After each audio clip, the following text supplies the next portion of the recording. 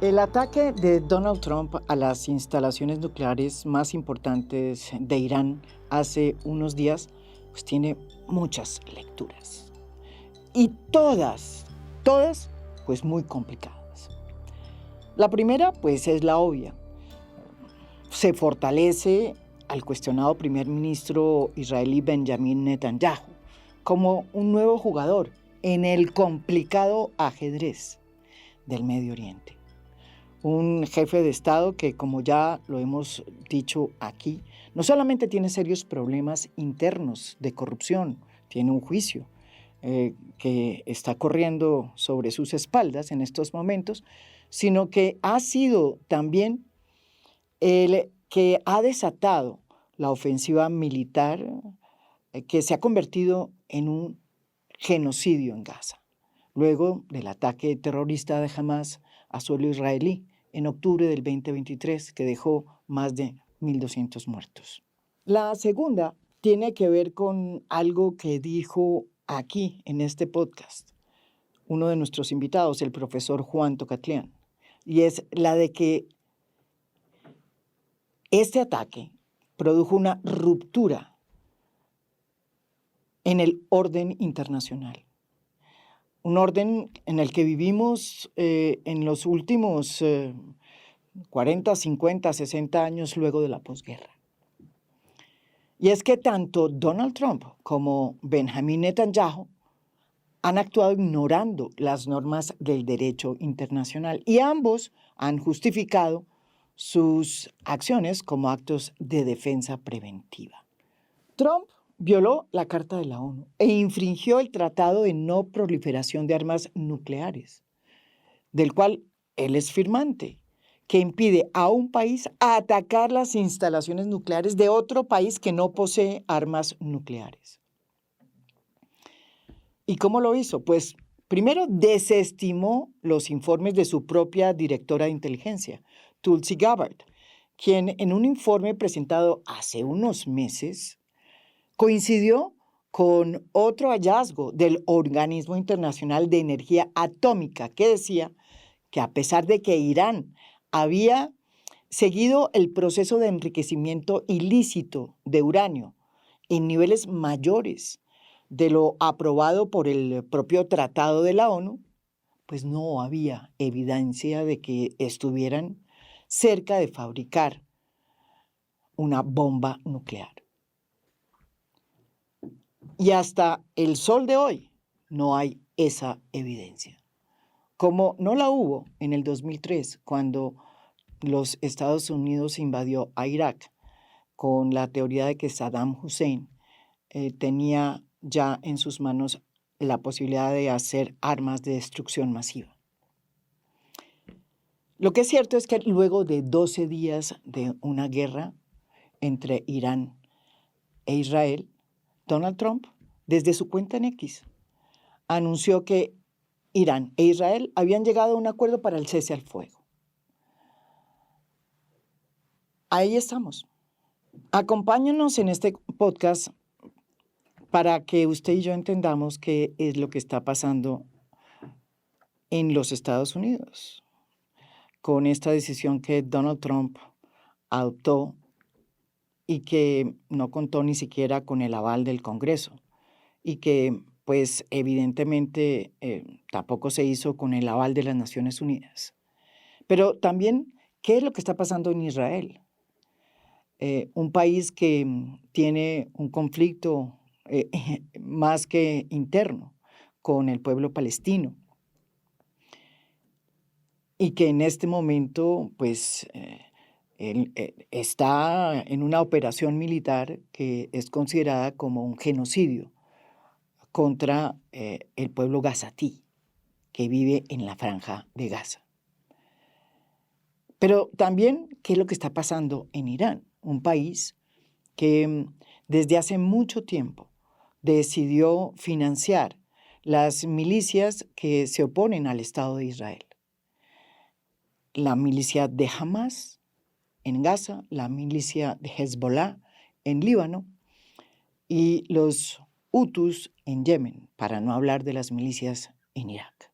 Los invitados especiales en este podcast son Juan Tocatlián, profesor plenario de la Universidad Torcuato Di Tella, un experto en relaciones internacionales, un conocedor profundo de lo que está sucediendo en esa parte del Medio Oriente, y José Luis Ramírez, un abogado, un analista internacional y un ex asesor de la OEA, a quien primero le pregunté sobre cuál era su impresión de lo que estaba sucediendo, qué era lo que se había roto realmente en materia de derecho internacional, fue a Juan Tocatlián.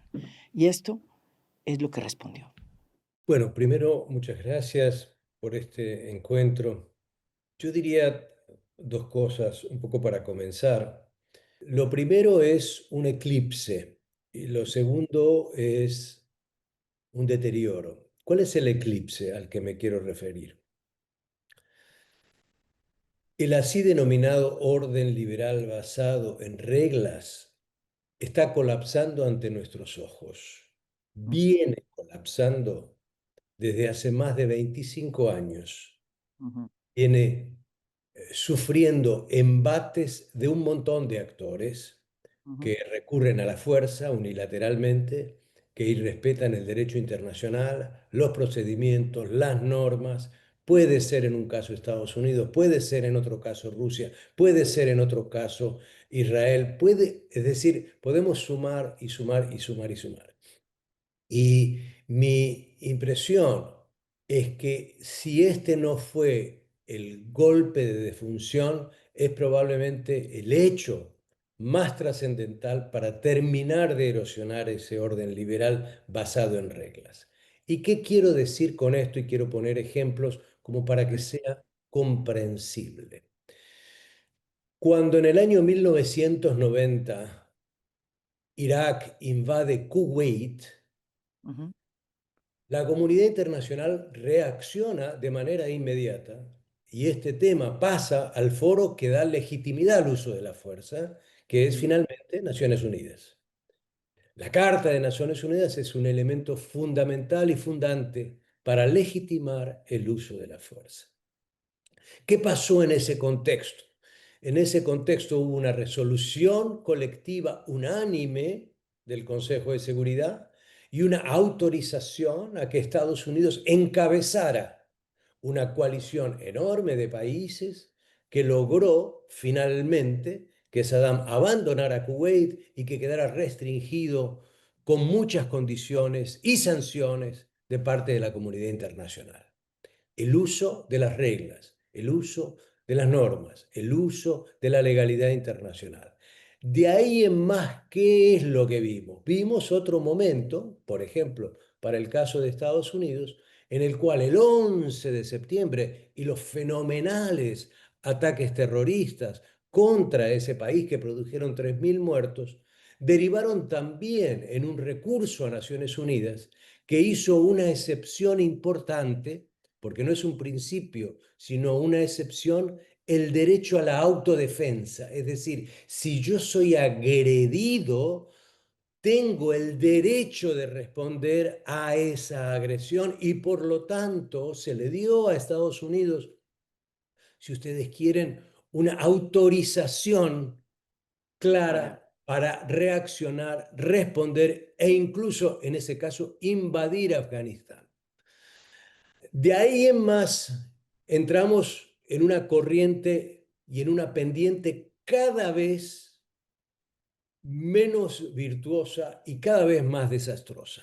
Empezamos con el 2003, donde Estados Unidos dice que ataca Irak porque hay dos condiciones esenciales, que son evidencia e inminencia. Hay evidencia de que tiene armas de destrucción masiva y hay inminencia de que puede atacar a un aliado occidental. Para aquel momento se hablaba de un presunto lanzamiento de una bomba que podía llegar en 25 minutos a Londres y destruirla. Sin ningún recaudo internacional, Estados Unidos inicia una invasión porque no logra la adhesión de Naciones Unidas. Se corta solo y va con una coalición de voluntarios. Esto sigue y sigue y sigue y sigue y Rusia desarrolla lo que llama una operación militar especial, no lo llama guerra, por supuesto, para invadir Ucrania. Por fuera de toda norma internacional, por fuera de toda regulación internacional, por fuera de toda legalidad internacional. Pero bueno, esto sigue y sigue y sigue, e Israel, sin tener las dos condiciones elementales de evidencia probada y de inminencia, lanza un ataque contra Irán, que puede disgustarnos muchísimo el régimen iraní, pero no significaba que estuviera a puertas de atacar a Irán bajo ninguna condición. Lo segundo que hace Estados Unidos es sumarse con un bombardero contra un país que no lo agredió. Ni siquiera logró Trump una autorización del Congreso, que es el único que puede autorizar el uso de la fuerza en Estados Unidos. Ni siquiera invocó la excepción de la autodefensa. Es decir, ni siquiera mencionó la palabra derecho internacional y atacó a un país. Entonces, lo que quiero decir es que todo este conjunto de hechos, y podríamos sumar muchos más, Sí. lo que nos han llevado es a un abismo en el materia de derecho internacional. Y voy al otro tema, perdón por la extensión, y ya No, le doy la palabra a José Luis, por supuesto que además él escribió un trabajo estupendo en su momento en el Centro de Estudios Internacionales sobre Medio Oriente, estudioso del tema, conoce muy bien Israel, etcétera, y creo que nos puede dar muchas pistas de todo esto. Digo, el segundo punto es un deterioro, que es el deterioro muy preocupante del valor de la diplomacia. mm, ¿Qué tenemos en este caso en particular?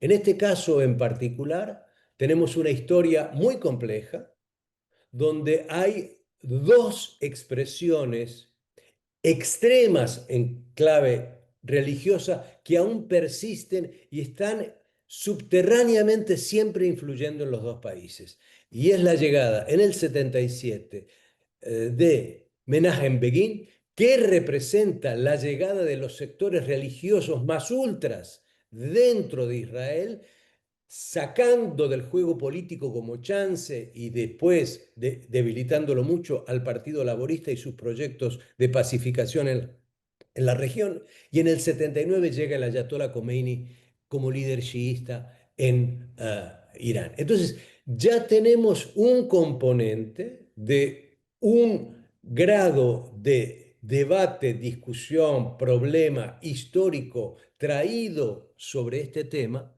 muy significativa. Hasta el año 1979 vivían más de 120.000 judíos en Irán sin ningún problema. Sin ningún problema. De ahí en más entramos en una situación cada vez más compleja porque Irán pretende la desaparición del Estado de Israel y por otro lado, Israel en el fondo, históricamente, mucho más diría que los palestinos, su problema estratégico vital siempre fue Irán después de los años 80. ujú, Ahí arrancamos con una relación muy tensa y difícil, donde había por lo menos cierto diálogo, pero muy dificultado. Y con los países árabes, que claro. siendo musulmán son distintos a Irán, que es persa, es otra cuestión totalmente diferente. No hay que sumarlos, no hay que hacer una sumatoria como si todos fueran iguales. Se encuentran además con un caso gobernado por el chiismo, que es una variante distinta al sunismo en una región mayoritariamente sunita en términos de la gestión de los gobiernos. Entonces, ¿qué encontramos del lado israelí? Una radicalización hacia la derecha. En el año 1992, 1992, por primera vez, siendo miembro del Parlamento, Benjamin Netanyahu dice, Irán quiere tener la bomba atómica. Mm, Para aclarar esto, en el mundo hay hoy 12.300 ojivas nucleares repartidas entre 9 países. Uno de ellos es Israel, que tiene 90 ojivas nucleares. De ahí en más empieza una relación que se va deteriorando muy significativamente y Estados Unidos siempre amparando a Israel. La única vez desde el año 48 a la fecha que Estados Unidos no acompañó a Israel fue en la crisis del Canal de Suez en el año 1956-1957. En el resto, antes y después, hasta el día de hoy, siempre respaldó, protegió, acompañó a Israel en todas sus acciones y las legitimó. Y además, si uno mira el uso del veto en Estados Unidos, de parte de Estados Unidos en el Consejo de Seguridad Nacional, el 85% de las veces que usó el veto fue para defender a Israel. Para que quede claro esto. Llega una situación en la cual el programa incipiente iraní en materia nuclear comienza a ser visto como un problema, que es en los años 2000 en adelante. Pero se logra una solución diplomática muy importante para que entendamos la diferencia de dónde estamos hoy, que es el acuerdo del año 2015 entre lo que se llama el P5, es decir, los 5 miembros del Consejo de Seguridad de Naciones Unidas que tienen veto, más Alemania, con Irán. ¿Cuál era ese acuerdo? Para que se tenga Ujú. una comparación. Se le autorizaba a Irán a enriquecer uranio al 3,67%. 3,67%. Irán, en lo que descubrió la Organización Internacional de Energía Atómica, ahora estaba enriqueciendo al 60%.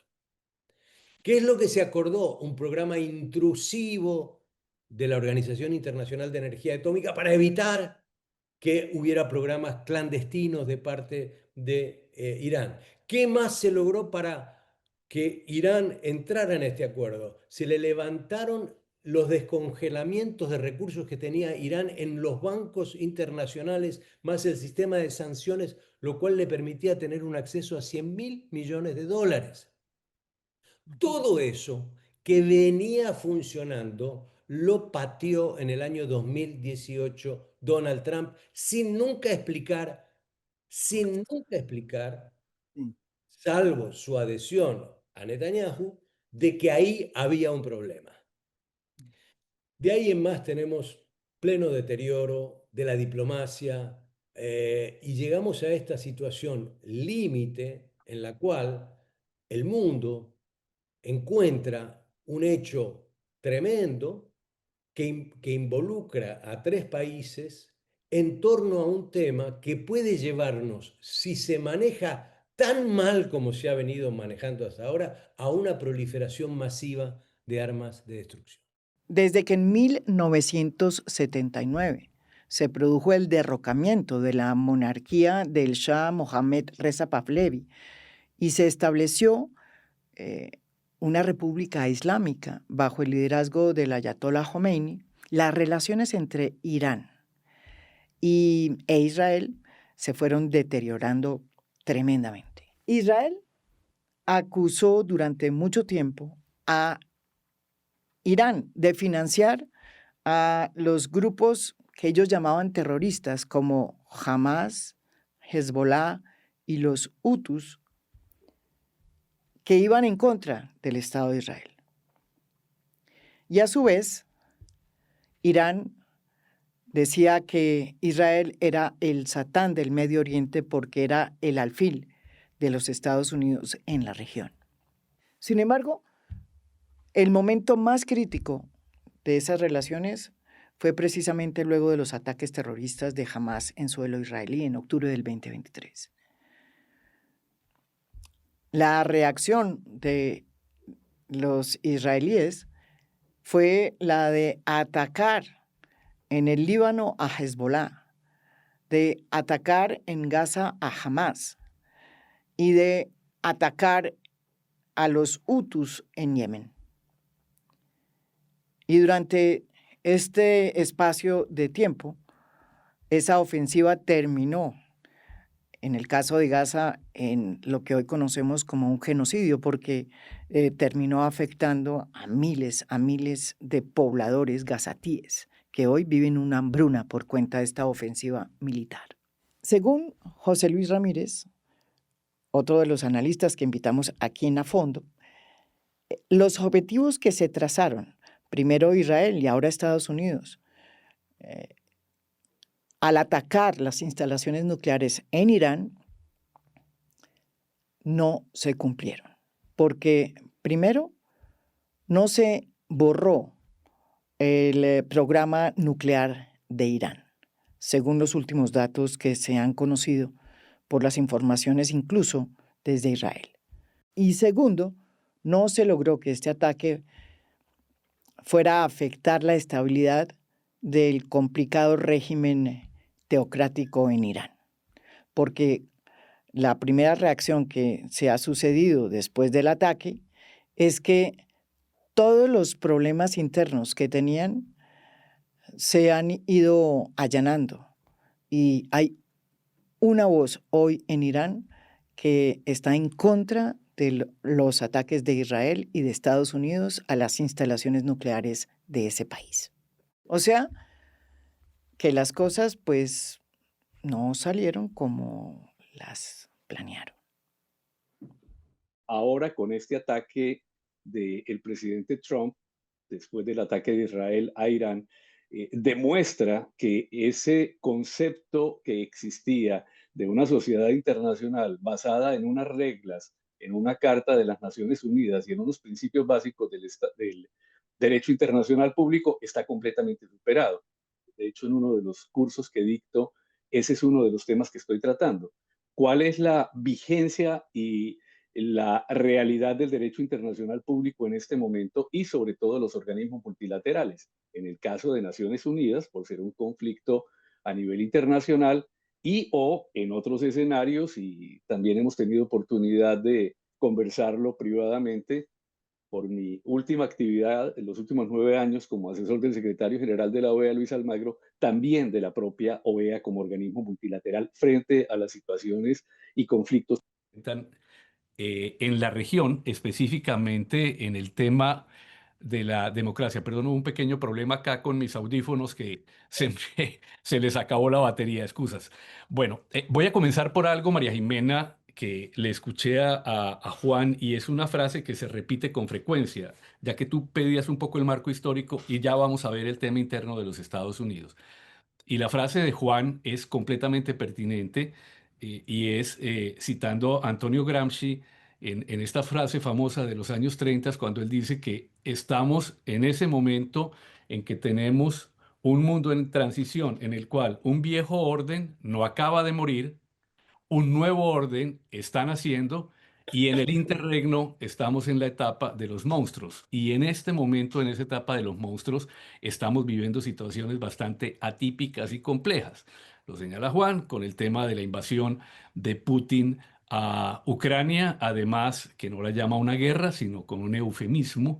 La forma en la que ha actuado Benjamín Netanyahu directamente en el Medio Oriente, el genocidio, y yo no dudo individualmente en calificarlo como genocidio. Sé que jurídicamente va a ser un tema bastante complejo y hasta que no lo dictamine un órgano jurisdiccional internacional, en este caso la Corte Internacional de Justicia de La Haya, no se podría hablar de genocidio. Todos los hechos indican que hay un hecho genocida que se está presentando por parte de Israel o actos genocidas bastante claros. La forma en que Netanyahu, después de decapitar a Hamas en Gaza, ha hecho lo mismo con Hezbollah en el Líbano. Ambos grupos, Hamas y Hezbollah, dependientes de Irán, así como los hutíes en Yemen. Y por el otro lado, un pie en Siria. Israel tiene en este momento, y después de la caída del régimen de El Assad, tiene ya unas bases y un pie, sobre todo en la zona de la meseta del Golán, en Siria. Y además ahora con el ataque directo que ha hecho a Irán, demuestra que lo que Benjamín Netanyahu quiere es rediseñar el mapa geopolítico del Medio Oriente y hacerlo a su propia medida. Y hasta ahora, militarmente lo está logrando.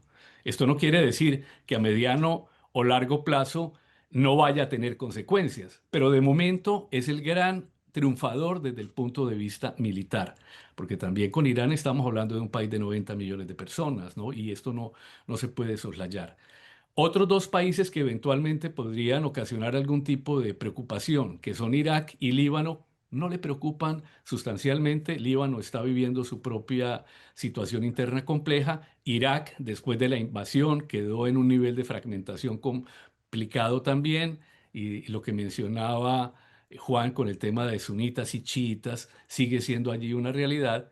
Y el objetivo último, creo yo, que buscaban tanto Benjamín Netanyahu como el presidente Donald Trump no solamente era afectar la capacidad y las instalaciones nucleares de enriquecimiento de uranio, sobre todo con el último ataque de estas tres instalaciones el sábado en la noche, sino ver hasta dónde podía darse un levantamiento de la sociedad iraní por los altos niveles de impopularidad que tiene el régimen de los ayatolas y que esto pudiera llevar a un cambio de régimen. Lo ha dicho Netanyahu y lo dijo el presidente Trump en su momento. Parece que de momento no lo logran y esto podríamos hablarlo más adelante. Históricamente algo muy breve, pero que sabemos bien. Como decía Juan, el régimen, perdón, la cultura persa tiene más de 4.000 años. O sea, estamos hablando de un país con un pasado muy importante. Segundo, Estados Unidos ayudó en los años 50 a través de la CIA a derrocar al primer ministro Mossadegh en ese momento, que era el gobierno democrático legítimo, e instalan al Shah de Irán.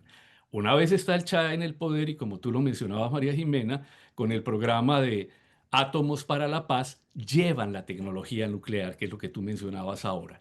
Y con esa tecnología nuclear en esos inicios, sabe Irán que como potencia media regional necesita poder desarrollar una capacidad atómica para poder enfrentarse a la otra potencia media regional, que es Israel, que en la central de Dimona logró desarrollar en los años 70 y con el apoyo de los franceses la tecnología nuclear. Entonces, de ahí sigue todo este proceso que viene a terminar ahora en este momento, que no es la primera vez, porque históricamente ya Israel había atacado reactores eh, o sitios de enriquecimiento de uranio del programa de uranio en Irán y lo había hecho hace una década atrás con el ciberataque que tuvieron los computadores del programa iraní que también logró retrasarlo varios años. Ahora el objetivo sería si la capacidad de enriquecimiento de uranio de estas tres instalaciones militares bombardeadas el sábado en la noche fue total y quedaron completamente inutilizadas, no parece que sea así. Quiere decir que todavía queda una capacidad en pie para eventual enriquecimiento de uranio. Va a tomar tiempo. ¿Cuánto? Lo sabremos cuando se sepa cuál fue el daño real que se causó María Jimena. Entonces, esa sería un poco la situación en la que estamos en este momento. No hubo la destrucción de la infraestructura nuclear iraní, no cayó el régimen de los ayatolas y el ayatolá Khamenei, que es la persona que tiene la última palabra, optó por una decisión muy sensata dentro de su propia debilidad interior y fue, hacemos un ataque a Qatar simbólico a una base militar de los Estados Unidos, salva en la cara internamente en Irán y como dijo alguien con mucha razón, salva la cabeza, porque ya tanto Trump como Netanyahu le habían advertido que él era el próximo blanco militar, lo tenían claramente ubicado y lo hubieran podido matar. Entonces, ahí dejaría esa primera parte. En cuanto a lo de Estados Unidos, creo No, pero entonces espérate porque ya nos fuimos por otro lado porque si no se me va a volver esto ok. aquí. Espérate, entonces ya nos fuimos por ahí. Entonces vámonos ahí porque si no después entonces, una de las evidencias que ustedes mismos han dicho es que la política, digamos, militar y agresiva de Benjamín Netanyahu eh, no era solamente dirigida a controlar o a minimizar la carrera armamentista o nuclear de Irán, sino porque quería posicionarse como un nuevo líder hegemónico en la región. Eso lo han dicho todos los analistas y lo están diciendo ustedes. La pregunta es, para cualquiera de los dos, ya que estamos por ahí, es, eh, ¿qué va a pasar en Irán? Porque si bien es cierto, el régimen, digamos, teocrático que hay ahí tenía serios problemas de popularidad. Lo que yo he entendido en los últimos 10, 12 días es que lo que ha pasado es que todas esas disputas internas que tenía el poder, digamos, de la teocracia iraní se han ido galvanizando de alguna manera y hoy hay casi que una decisión de unirse para actuar de una manera con una sola voz frente a Donald Trump y a Benjamin Netanyahu. Y con un agravante, y es que dicen los que están muy metidos en el tema de Irán y lo que está pasando por dentro, que la teocracia le está entregando por primera vez desde 1979 el poder a los militares. Y eso pues también va a tener un efecto. ¿Qué está pasando hoy en Irán y qué va a pasar con el régimen teocrático de los Jomeinis, sí, de los clérigos? Bueno, yo voy a dejar afuera la bola de cristal porque no tengo la menor idea de qué puede llegar a pasar, Sí, pero sí puedo hacer algunas observaciones sobre los dos puntos que tú haces, María Jimena. sí. Eh, la primera es que este fue un conflicto contenido, Ujú. es decir, me parece que las advertencias apocalípticas de que aquí estábamos al porte de la Tercera Guerra Mundial eran totalmente exageradas y ponían a un conjunto de actores externos en posiciones que esos actores nunca han tenido. Nunca, nunca en la historia la han tenido. Ujú. Rusia históricamente ha tenido buenas relaciones con Irán y con Israel. El Estado de Israel es una creación en la cual en el 47-48 hubo una coincidencia entre Estados Unidos y la Unión Soviética. Si no, no hubiera existido. Eh, Hay una relación estrecha y un apoyo que Irán le dio a Rusia en la guerra de Ucrania vía los drones que le proveyó muy rápidamente. Hay una relación geopolítica que Rusia quiere tener en Medio Oriente muy sacudida por la caída de Al-Assad en Siria, donde Rusia todavía tiene la base naval más importante en esa parte del mundo. Pero Rusia no es un actor ni era un actor que se iba a involucrar en esta guerra. China tampoco, de ninguna manera China lo iba a hacer. China fue el único país que en los últimos años trajo algo constructivo a Medio Oriente, que fue que se rehicieron las relaciones entre Arabia Saudita, mayoritariamente sunita, e Irán, mayoritariamente chiita. Y eso fue una obra de la diplomacia china en el 2023 a confianza de su acuerdo en materia energética con Irán, porque Irán le provee una enorme cantidad de petróleo a China y por eso Irán no iba a atacar nunca el estrecho de Hormuz por donde pasa el petróleo que llega a China. Digo, es su principal comprador hoy por hoy. Entonces, Turquía no iba a dejar nunca, ni quiere dejar, que Irán tenga un arma de destrucción masiva, porque si no, Turquía entraría en una situación muy singular en la región y buscaría, como Irán, también eventualmente, hipotéticamente, tener su recurso nuclear. Por otro lado, su relación con Israel se ha deteriorado muchísimo, habiendo tenido una relación muy cercana hace algunos años. Entonces, todos estos jugadores no se iban a involucrar. Y los europeos que están perdidos en su laberinto, mucho menos. Europa jugó un papel entre patético e indigno en todo esto durante los 12 días, pero no se iba a involucrar, ni quería involucrarse, ni se va a involucrar. Y su último intento de negociación con Irán fue una pantalla porque no tenía ningún sentido. Llevaron las mismas condiciones extremas que la última delegación estadounidense había llevado a la relación con Irán. Entonces, este es un conflicto contenido, limitado, acotado, geográficamente delimitado.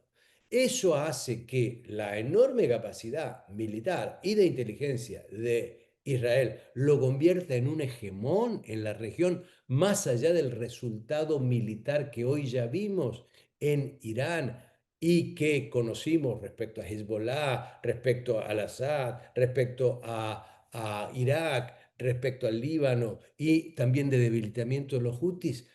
No, porque para ser hegemónico se necesitan dos condiciones elementales.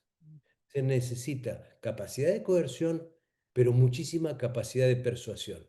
Y lo que no tiene Israel como proyecto es una capacidad persuasiva ahora de árabes y persas por igual. Y nadie quiere ver, así como los árabes no querían ver un Irán con un arma nuclear, nadie quiere ver una Israel superpotencia en Medio Oriente. Ahí va a encontrar siempre un límite, en un contexto en el cual por primera vez, después de Gaza, uno observa en Estados Unidos una división muy fuerte respecto al apoyo sine qua non a todo lo que haga Israel. Es Mm, decir, no hay un cheque en blanco total. Hay un cheque muy bien escrito, con un valor muy alto, pero no es en blanco para que haga cualquier cosa. Entonces, esa idea de un Israel hegemón, yo la veo muy difícil. ¿Qué mm, pasa con Irán? Yo creo que Irán logró lo poco que podía hacer, que era la capacidad de supervivencia. Y no es menos eso. ujú, Irán mostró ya en los ataques que le hizo Israel en abril del año pasado y octubre del año pasado, hay que recordar esos dos ataques israelíes, mostró que tiene muy bajas defensas, muy baja capacidad de defensa, que es perfectamente penetrable, mostró que su inteligencia está muy debilitada, en parte por los niveles de corrupción que mm, hay a nivel de la inteligencia y de la inteligencia militar incluida.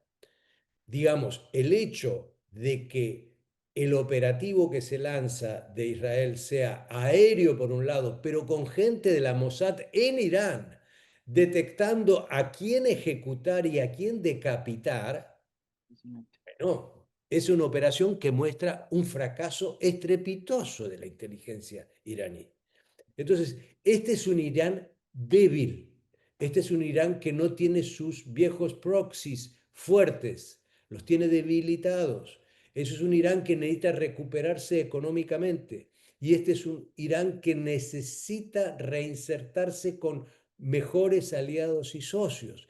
Y entonces va a hacer todo lo posible por mostrar que este hecho sucedido fue un atentado contra el derecho internacional, va a buscar acercarse mucho más a China y eventualmente coquetear otra vez con Rusia, va a buscar aliados en otras latitudes, va a usar a los BRICS como una plataforma de asistencia política, no militar, y como un espacio para pronunciarse, va a hacer todo lo posible para que esa supervivencia se extienda en el tiempo. ¿El régimen está al borde del colapso? De ninguna manera, me parece a mí. Y finalizo con esto.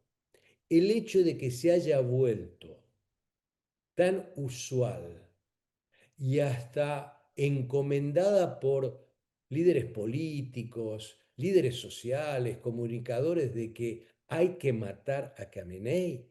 Tanto esto se veía en Europa, en Estados Unidos, como en Israel, como algo legítimo. Es inédito también en la historia de los conflictos. mm, Es inédito, es realmente inédito y es parte de esta ruptura de las reglas totales.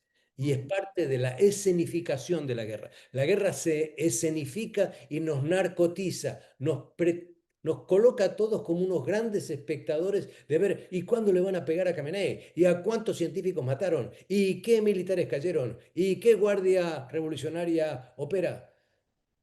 Digo, esta guerra también sacó desde el lado humanitario lo peor de muchos países y muchas sociedades. Primero, para un comentario adicional a lo que decía Juan, sobre todo Occidente ha obrado con demasiada doble moral frente a esta situación, María Jimena, porque para la mayoría de los países occidentales, Irán siempre ha sido un país muy incómodo. Y el hecho de que de labios para afuera manifiesten su preocupación y su deseo por una solución diplomática, de labios para adentro, e incluso algunos de los países árabes de la región, comenzando por Arabia Saudita, ven con eh, satisfacción la posibilidad de un cambio de régimen en Irán. Esa es parte de la realidad y yo creo que ahí están jugando por ese lado. En cuanto a Irán a nivel interno, yo creo que la idea de Jamenei en cuanto a salvar la cara en lo interno, demostrando que fue capaz de reaccionar y que la retaliación se da contra una base militar de los Estados Unidos en Qatar. Y en segundo lugar, el hecho de que haya salvado su propia cabeza demuestra que, como lo mencionaba ahora Juan, la debilidad y la filtración que ha tenido el Mossad dentro de Irán es tal que el nivel de efectividad y de eficacia de los ataques iniciales de Israel llevaron a descabezar al jefe del ejército, luego al segundo, al jefe de la Guardia Revolucionaria, que suele ser mucho más importante en algunos casos que el propio ejército, y a 9 de los científicos encargados de desarrollar el programa nuclear, da a entender hasta dónde ese nivel de debilidad y de penetración es demasiado alto, y creo que en buena parte eso también forza a que el propio Ali Khamenei decida ir por este camino en el cual al menos salva la revolución iraní. Yo coincido con Juan, creo que sigue estando fuerte. De todos modos, los mecanismos de represión del Estado siguen ahí. El régimen de los ayatolás y el Alto Consejo de la Revolución, en cuanto a los ayatolás que se reúnen y toman las decisiones, todavía se mantiene allí, pero no creo que por este hecho la oposición, que es grande, pero está bastante disminuida porque la mayoría de sus líderes han tenido que huir al exilio o han terminado en las cárceles torturados, estén necesariamente cercanos al régimen en este momento. Es decir, creo yo desde mi perspectiva que esos dos objetivos centrales, acabar definitivamente con la capacidad de enriquecimiento de uranio por parte de Irán y en segundo lugar, el hecho de lograr que se cayera el régimen y pudiera haber un cambio hacia una situación como la de Irak, que para Israel no sería para nada molesta, en la cual quede un país fragmentado con divisiones internas que no le permita, como en Siria, como en Líbano o como en Irak, tener una capacidad que pueda influir negativamente contra Israel. O sea que por ahora creo que esa es la realidad, creo que sigue afianzado el régimen teocrático, creo que los ayatolas mantienen el poder y como dice Juan también, lo que van a buscar necesariamente es restablecer alianzas importantes con un tema adicional, María Jimena, que no se presentó y fue el gran temor de todos, el estrecho de Hormuz. Donde Irán cierra el estrecho de Hormuz, pasa el 20% del crudo y no solamente crudo, pasa gas y mucho más. Para China hubiera sido un golpe letal. Y ahí tal vez ya hubieran tenido que pasar a otro tipo de acción más allá de la meramente declarativa y diplomática en Naciones Unidas, porque ya les hubieran tocado un punto bastante complejo. En momentos en que seguimos, otra vez, entonces, en momentos en que se empieza a hablar de un cese al fuego entre Irán e Israel, hablado por el presidente Donald Trump, sigue sucediendo en Gaza lo que todos hemos visto. El genocidio se ha ido incrementando al punto de que hoy la repartición de alimentos ya no es por cuenta de las Naciones Unidas, sino que se ha creado una fundación financiada por Estados Unidos y por Israel para que sean ellos mismos los que mantienen a la población en un estado completamente de opresión, los que repartan los alimentos que la gente está necesitando. Muchos se preguntan si lo que está sucediendo o lo que sucedió en estos 12 días en el Medio Oriente va a fortalecer no solamente a Benjamín Netanyahu en Israel, sino también su política y su aproximación a la concepción de que no es necesario ya un Estado palestino, sino que el Estado palestino no es un asunto que les compete a los israelíes. Sobre este punto, el profesor Tokatleán plantea la tesis de que hay dos guerras, las guerras distractoras y las guerras oportunistas. Y según el profesor Tokatleán, la guerra que está llevando a cabo en Medio Oriente Benjamín Netanyahu es una guerra oportunista que no le va a servir para ocultar lo que está sucediendo en Gaza y que Gaza se va a convertir en su gran problema de aquí en adelante.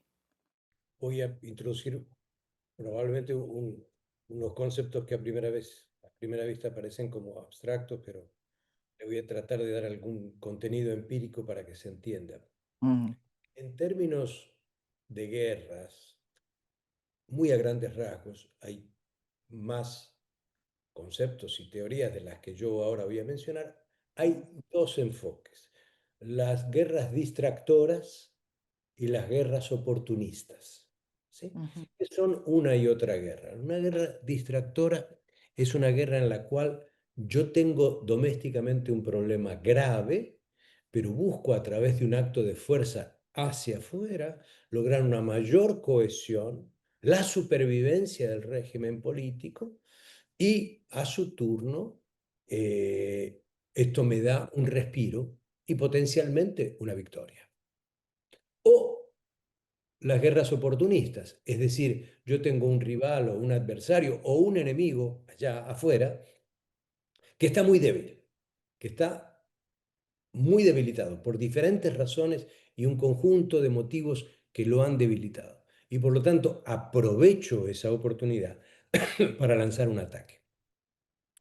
Yo creo que lo que hizo Israel tiene mucho más de oportunista que de distractor, en el sentido de que su prioridad era aprovechar el debilitamiento de Irán y el respaldo tácito de Estados Unidos.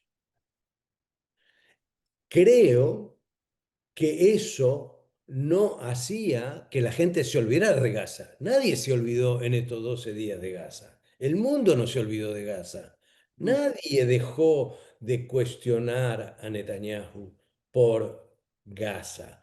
Nadie se olvidó de los palestinos. Nadie se olvidó de esa situación horrorosa que se padece. Entonces, ahora, aún menos la gente se va a olvidar de eso, porque realmente volvemos al punto inicial, y es que ahí adentro, en lo que se está padeciendo, que están padeciendo los palestinos, hay una situación de una tragedia humanitaria de una dimensión enorme, enorme, enorme, enorme. Ahora bien, esto facilita, por lo tanto, y aquí vamos a otro concepto, la posibilidad de que, bueno, convivir temporalmente al menos con Irán y entonces buscar, entre comillas, salvar el rostro y una salida negociada palestino-israelí y abrir las compuertas para la creación de un nuevo Estado palestino legitimado, no lo veo. Es decir, no veo eso porque me parece que a menos que una solución de dos estados sea impuesta desde afuera, no hay ninguna condición de que este Israel de Netanyahu, hoy acepte eso. Ahora, lo que estamos viendo, que es muy interesante, me parece a mí, es que uno no puede mantener una sociedad como la israelí en permanente pánico. Es decir, desde octubre del 2023 es ir al refugio, correr, volver, salir, qué pasa, qué no pasa, la vida cotidiana se cambia, problemas, etcétera, etcétera, etcétera. Y ahora Irán y bombas, por primera vez, los ataques iraníes, si bien muchos vía el sistema de defensa fueron controlados, penetraron muy fuerte en Israel, inusitadamente muchos, y deterioraron muchísimos sitios. Entonces, hay, me parece, una situación en la cual tenemos que confiar en que la sociedad internamente, y cada vez había más críticos de la política de Netanyahu respecto a Gaza, había una saturación, un cansancio de la población respecto a lo que se estaba haciendo, había un auxilio, un pedido de que se tuviera en consideración a los rehenes, que se buscara una solución, etcétera. Quizá ahora se genere un cuadro político favorable por lo menos a plantear eso, por lo menos a plantear eso. Eh, y mientras tanto, otra vez, acá, hasta que no haya una decisión colectiva de los países de Occidente de presionar sistemáticamente al gobierno de Netanyahu, no va a haber ninguna solución.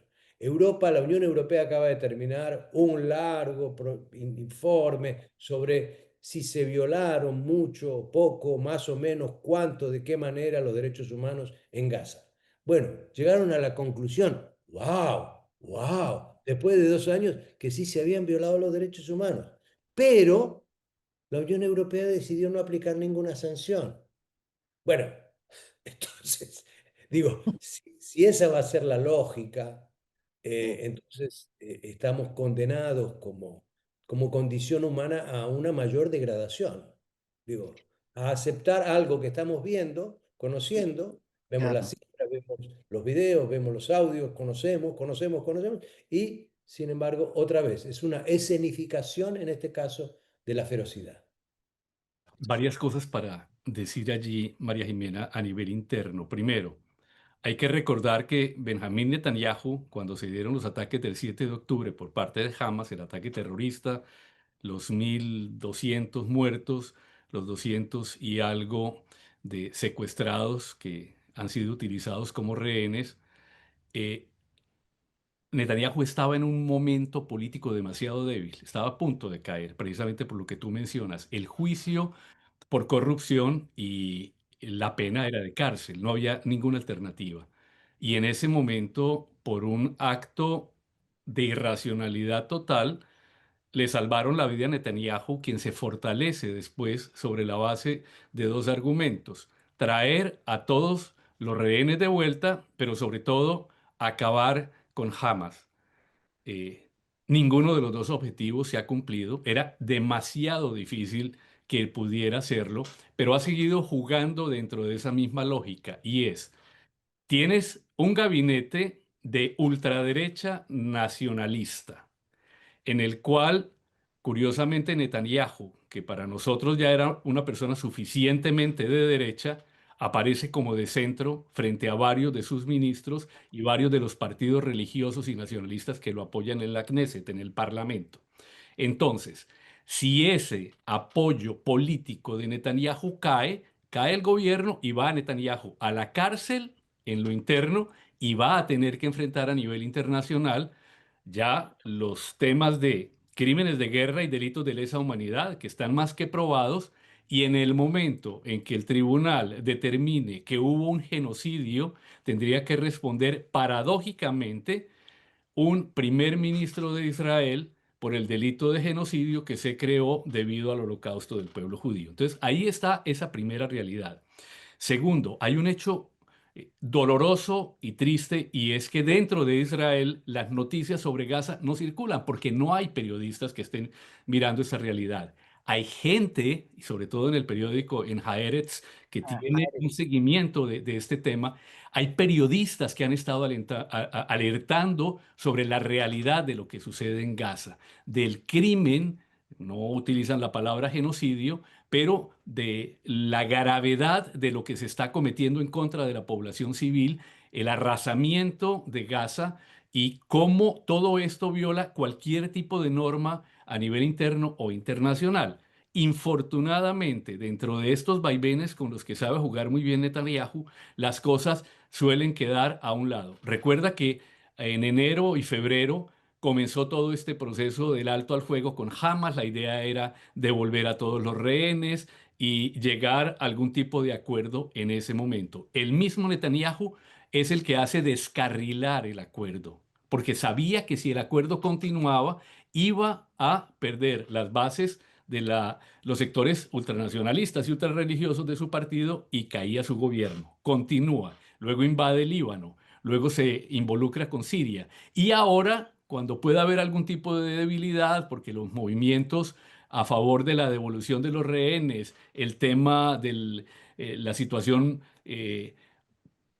penal que él afrenta dentro de Israel, que tiene o que vive afrenta dentro de Israel, podría eventualmente llevarlo ante una caída del gobierno a la cárcel. Viene el ataque a Irán, que sabe muy bien que vuelve a cohesionar el nacionalismo israelí. Entonces, para mí, tal vez lo más grave en este momento es que Netanyahu se está garantizando que no va a haber Estado palestino. Coincido totalmente con Juan.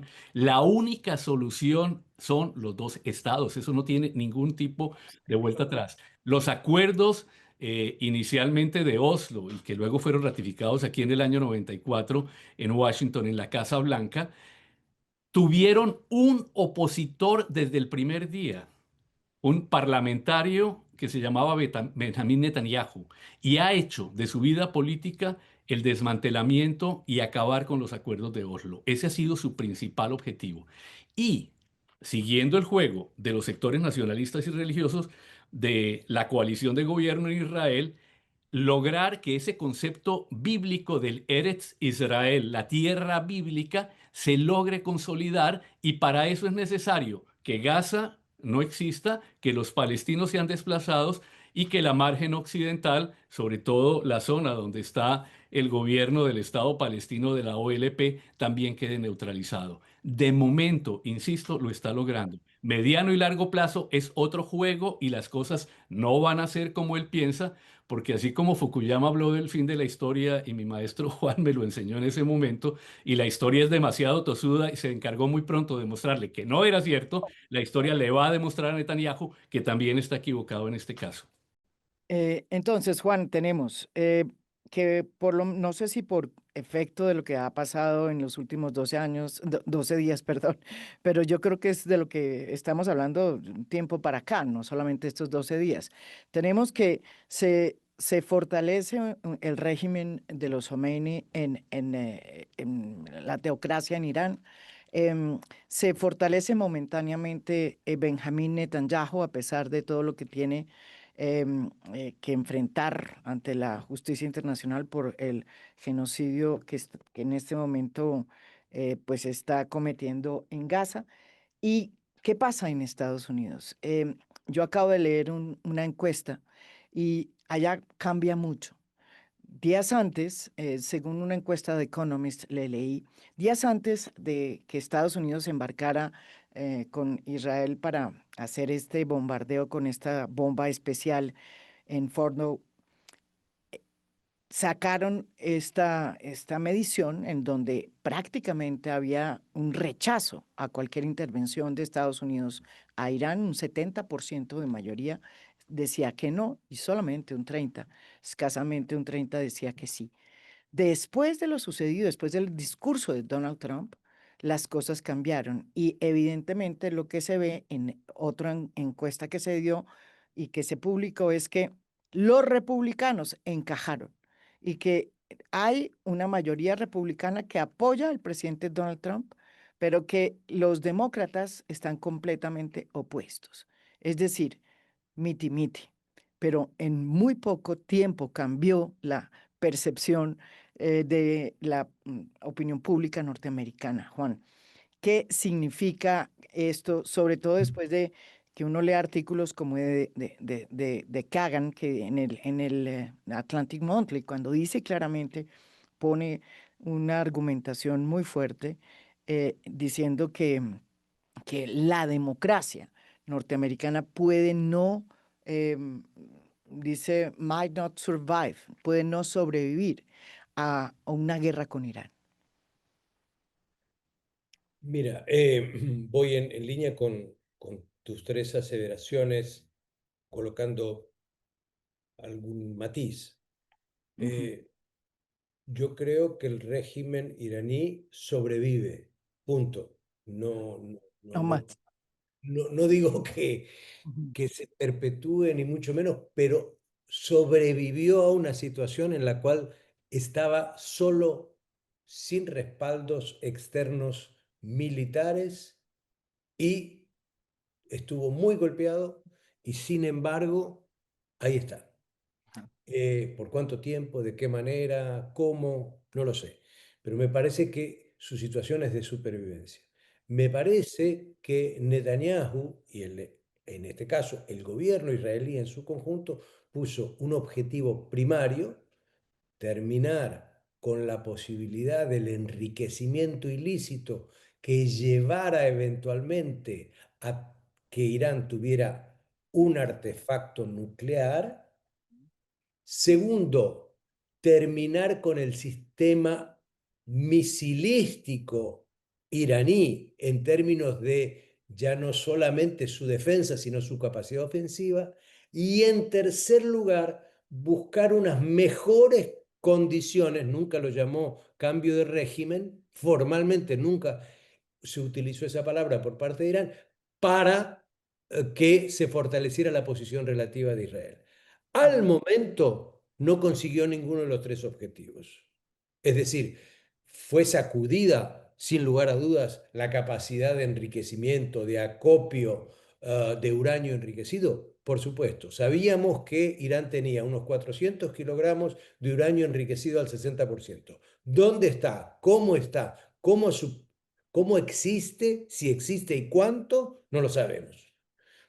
Sabemos que el sistema misilístico fue muy duramente golpeado, pero no fue destruido. Y sabemos que el cambio de régimen, la metáfora para decir un gobierno más afino o con el cual se pudiera dialogar, no ocurrió. Ahora, que Netanyahu presente esto mañana diciendo hemos logrado y estamos seguros, bueno, está bien, eso es propaganda, eso es entendible desde el lado de la propaganda, pero no, me parece a mí, no desde el plano de la realidad. Eh, y que me parece que la sombra de Gaza ahora sí va a ser una luz sobre su gestión. Ahora voy a Estados Unidos. En Estados Unidos, antes de todo esto, había y hay, a nivel gubernamental, tres tribus que coexisten. Una tribu, la llamo así específicamente, una tribu claramente neoconservadora, es decir, una tribu que todavía piensa que Estados Unidos puede ser el actor preponderante y dominante en el sistema internacional, que es un deber de Estados Unidos defender a Israel a toda costa, y que también es un compromiso inalterable de Estados Unidos terminar con el régimen iraní. ¿Quién representaba en el gabinete eso? Waltz, el consejero de Seguridad Nacional de Estados Unidos. ¿Qué le pasó a Waltz? Lo eyectaron. Lo Sí. eyectaron porque estaba en diálogos y tratativas muy directas con Benjamin Netanyahu, tratando de sugerir que él iba a lograr que Estados Unidos lo acompañara a Israel en todo. En todo caso, esa facción ultra neoconservadora quedó debilitada. Después tenemos los MAGA, Make America Great Again, que son internistas, quieren que Estados Unidos vuelva a revitalizar su economía, quieren que tengan menos compromisos internacionales y se involucre menos en guerras, pero también quiere que Estados Unidos gane estatura internacional y sea reconocido como lo que es.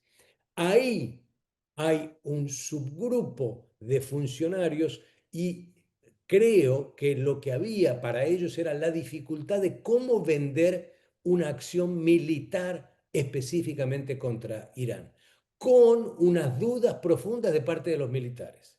Y hay un Sí. tercer grupo que está compuesto por el secretario de Tesoro, el secretario de Comercio, el representante comercial de Estados Unidos, el asesor principal en materia económica del presidente de los Estados Unidos, que insiste que el único, el primordial objetivo de Estados Unidos debe ser China. Es cómo contener a China, cómo recuperar la industrialización de Estados Unidos y que por lo tanto no se debe distraer Estados Unidos en otras cosas. Ujú. Esa coalición creo que va, gubernamental, creo que va a estar debatiendo mucho esto y para ese grupo creo que la cosa salió más o menos empatada. Ni ganaron ni perdieron, pero vamos a ver quizá otra vez una reaparición de la importancia de China. ¿Qué pasa en la sociedad y qué pasa en los partidos políticos? Bueno, siempre que hay una guerra, en cualquier país, en Argentina cuando fueron Malvinas había un 92% de los argentinos que estaban a favor de la guerra. Claro, mientras se ganaba, mientras se creía que se ganaba. Cuando se perdió, ese 92% desapareció. Eh, claro que hubo un apoyo a este Trump musculoso, este Trump decidido, este Trump que sale y afronta las cuestiones, Como pero también Superman. hay un Trump que, como le dijo en una nota en el Financial Times, es un taco, no un taco mexicano, sino Ujú. un Trump always chickens out. Trump siempre se acobarda. Y me parece que esa imagen lo daña a él. Lo vuelve un tipo ya no impredecible, sino, bueno, no tan fortachón como dice. Eso alimenta a los demócratas, que creo tienen ahora una oportunidad de decir, les advertíamos que no usaran la fuerza, les advertíamos que tenía que pasar una ley en el Congreso para autorizar el uso de la fuerza, y esto puede revitalizar en algo a los demócratas. Pero creo, finalmente, que Trump por ahora no va a tener una erosión drástica de su imagen, Ujú. salvo que sea ferozmente criticado desde adentro y va a haber cautela de los trampistas de no hacer eso para que su imagen de hombre Fuerte. poderoso persista. No, Debió haber pedido Donald Trump, pues en lo que vas a responder, debió haber pedido Donald Trump permiso a al Congreso de los Estados Unidos, porque una de las discusiones es si es legal o no esta intervención. Unos y otros dicen, hombre, cuando existe un artículo en la Constitución norteamericana para que cuando el presidente decide que hay un enemigo que realmente atenta contra la seguridad del país, pues puede hacerlo sin ningún problema. Otros dicen que no, que cuando se declara una guerra, pues tiene que pasar por el Congreso. Donald Trump ha dicho que no hay guerra con Irán, sino que lo que hay es una operación quirúrgica para evitar que realmente pueda llegar a tener un artefacto, como dice Juan, nuclear. En fin, ¿qué va a pasar y por qué? ¿Por qué se discute? Porque eso todo tiene que ver también con la democracia norteamericana, si un presidente puede o no hacer lo que hizo sin la necesidad del Congreso. Sí, María Jimena, yo comenzaría por decir que siento de nuevo al Partido Demócrata sin una capacidad de reacción real frente a lo que está haciendo el presidente Trump, y no es la primera vez con el tema de las deportaciones y el envío de venezolanos y de migrantes al SECOT, escasamente el tema del señor Ábrego llevó a algún tipo de reacción clara, pero de resto bastante, bastante pobre, y lo mismo con otro tipo de manifestaciones.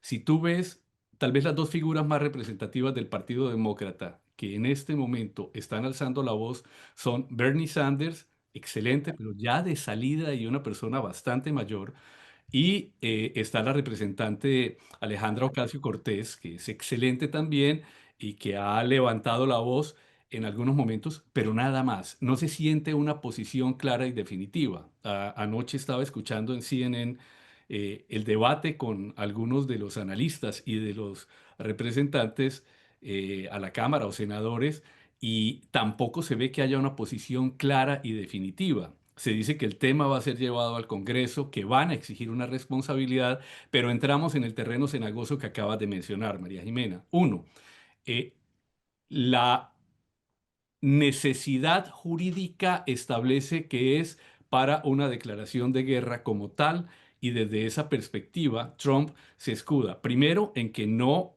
hay una guerra, hay un ataque selectivo y quirúrgico, y dos, como él se apresuró de inmediato a decir que ya había un cese al fuego, quiere decir que en ningún momento hubo una guerra declarada. Dos, se dice que desde hace 80 años el Congreso de los Estados Unidos no aprueba el ingreso a una guerra. Juan conoce muy bien la historia del incidente del Golfo de Tonkin y cómo Estados Unidos se involucra en Vietnam sin tener una declaración de guerra como tal.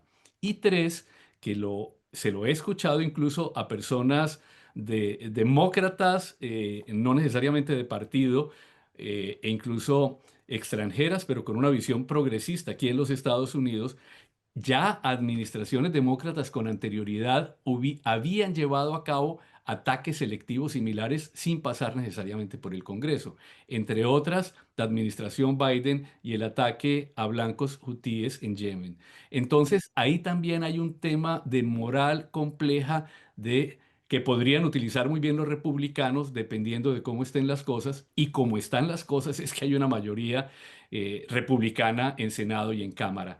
Y eso complica mucho entonces esta capacidad de reacción, y por eso para Donald Trump era determinante que la respuesta iraní fuera una respuesta calculada que llegara hasta ese nivel. Lo que nunca se pudo calcular era cuál sería la reacción israelí. Y la reacción de Netanyahu, como lo ha hecho Putin también, no va acorde necesariamente con lo que piensa el presidente Trump, y por eso volvió a haber bombardeos de Israel y de Irán, y cada uno se está acusando. Ahí está el punto en este momento, María Jimena. El último uso de una autorización por ley fue Irak. Para el 2003, en realidad la votación fue octubre del 2002, Ujú, fue mayoritariamente con un Congreso dominado en ese momento, no necesariamente por los demócratas, sino por los republicanos que estaban en el gobierno.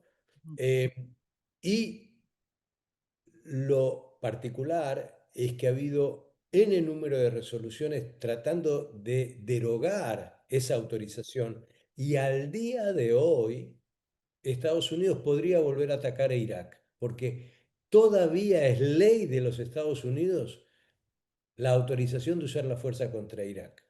Yo entiendo el argumento por qué no se hizo acá, y digo, José Luis lo presentó magníficamente. Además, creo que en la historia de Estados Unidos 3 o 4 veces solamente hubo una ley autorizando específicamente al presidente a usar la fuerza. Eh, a mí lo más llamativo para mí no es eso, sino que no ha habido presidente alguno en Estados Unidos que cuando haya usado la fuerza no haya recurrido a algún argumento de legalidad, porque fue agredido, porque hay una ley interna, porque hay un atributo dado por Naciones Unidas, ujú. porque hay un consenso, porque se dio en el marco del respeto de ciertas normas prudenciales. No, está prohibido internacionalmente atacar centrales nucleares. Se hizo, se hizo sin interesar. Olvídate que estuvieran en Irán. Hay en el mundo miles de centrales nucleares. ¿Tú te das cuenta lo que eso significa para decir, bueno, yo no declaro la guerra contra nadie, pero tengo la capacidad de ir y destruir todas las centrales nucleares del mundo? ¿Pero qué es eso? Por eso digo que esto es más la ley de la selva, más allá de todo. Es legitimar la ley de la selva. Y ya para terminar, porque yo creo que esto quedó estamos en esta situación que nadie sabe qué realmente está sucediendo, porque salió un trino del presidente Donald Trump diciendo que ya había logrado la paz después de 12 días de una corta guerra. Em, pero después, tanto Israel como Irán han dicho no hay acuerdo y siguen los bombardeos aéreos de lado y lado. ¿En qué estamos, Juan? ¿Cómo es esta diplomacia de la ley de la selva? ¿Cómo funciona en este momento? Bueno, no sé si a esta hora específicamente ha habido una, una nueva ronda de intercambios entre Irán e Israel. Lo que estoy persuadido es que esto es muy frágil y que este es el mismo Trump que unilateralmente le impuso aranceles a todo el mundo y quien unilateralmente después dijo, bueno, no, voy a negociar con Europa, no, bueno, voy a negociar con China, bueno, no va a ser el 10%, sino... eh, eh, este no es un estilo que le dé gobernanza a los temas y que le genere consenso a los asuntos. Este es un estilo que ayuda más a la fragmentación, que ayuda más a que aquel que se sienta poderoso imponga condiciones y que nos lleva a un escenario donde Estados Unidos parece que es una superpotencia, pero en realidad es una combinación de prepotencia e impotencia.